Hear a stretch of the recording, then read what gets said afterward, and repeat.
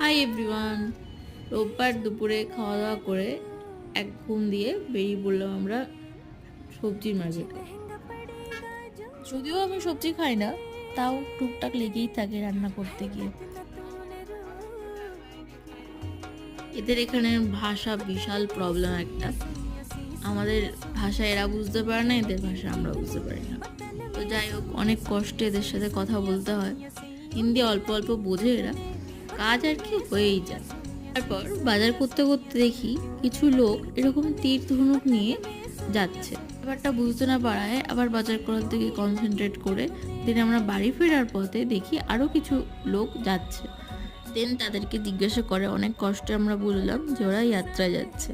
তো সেখান থেকে আমরা এই ক্যাফেটায় চলে আসি। দেন এখান থেকে চা খেয়ে সোজা আমরা বাড়ি চলে যাই।